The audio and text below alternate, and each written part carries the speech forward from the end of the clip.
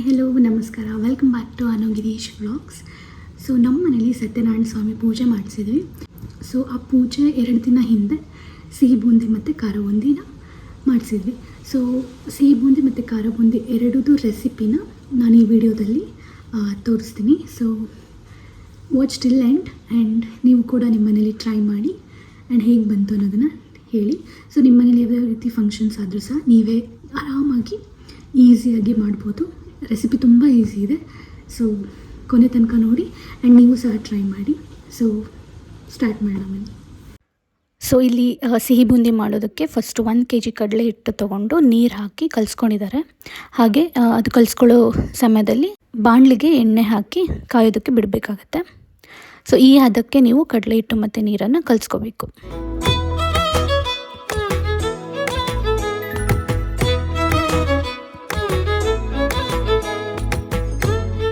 So ಎಣ್ಣೆ ಕಾದಿದೆ ಅಂತ ನೋಡಿಕೊಂಡು ನಿಮ್ಮ ಮನೆಯಲ್ಲಿ ಬೂಂದಿ ಹಾಕೋಂಥ ಒಂದು ಸ್ಪೂನ್ ಇತ್ತು ಅಂದರೆ ಅದನ್ನು ಯೂಸ್ ಮಾಡಿಕೊಂಡು ಈ ರೀತಿ ಫ್ರೈ ಆಗೋದಕ್ಕೆ ನಾವು ಹಾಕಬೇಕಾಗತ್ತೆ.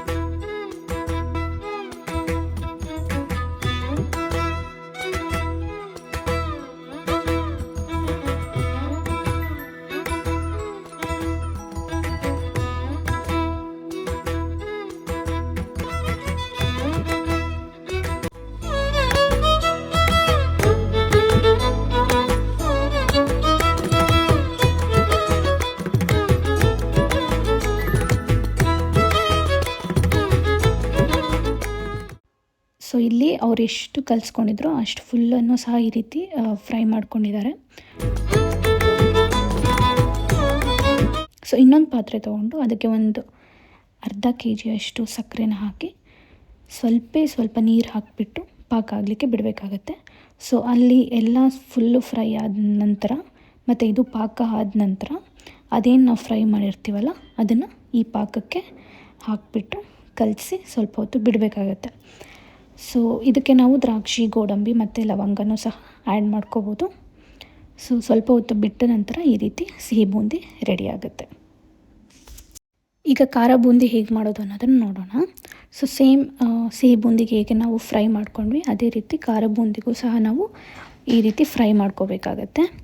ಈ ರೀತಿ ಫ್ರೈ ಮಾಡ್ಕೊಳ್ಳುವಾಗ ಮಧ್ಯದಲ್ಲಿ ನಾವು ಈ ರೀತಿ ಕೆಂಪು ಮೆಣಸಿನ್ಕಾಯಿ ಮತ್ತು ಕಡಲೆ ಬೀಜ ಮತ್ತು ಕರಿಬೇವಿನ ಸೊಪ್ಪು ಇದೆಲ್ಲವನ್ನು ಸಹ ನಾವು ಫ್ರೈ ಮಾಡ್ಕೋಬೇಕು. ನಾವು ಏನು ಕಡಲೆ ಹಿಟ್ಟು ಮಿಶ್ರಣನ ಫ್ರೈ ಮಾಡ್ಕೋತಾ ಇರ್ತೀವಲ್ಲ ಅದ್ರ ಜೊತೆನೇ ಇವೆಲ್ಲವನ್ನು ಸಹ ಫ್ರೈ ಮಾಡ್ಕೋಬೇಕು.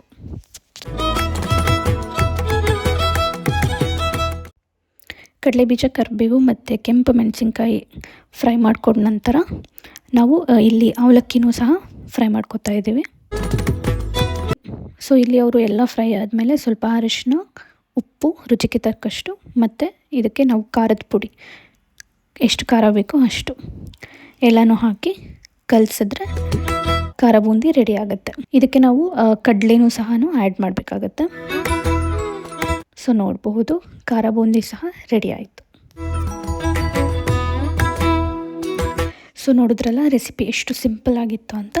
ನೀವು ಸಹ ನಿಮ್ಮ ಮನೇಲಿ ಯಾವುದಾದ್ರೂ ಫಂಕ್ಷನ್ಸ್ ಇದ್ದಾಗ ಟ್ರೈ ಮಾಡಿ ಆ್ಯಂಡ್ ಹೇಗೆ ಬಂತು ಅನ್ನೋದನ್ನು ಕಮೆಂಟ್ ಮಾಡಿ. ನೆಕ್ಸ್ಟ್ ವಿಡಿಯೋದಲ್ಲಿ ಸಿಗ್ತೀನಿ. ಅಲ್ಲಿವರೆಗೂ ಟೇಕ್ ಕೇರ್ ಆ್ಯಂಡ್ ಬಾಯ್.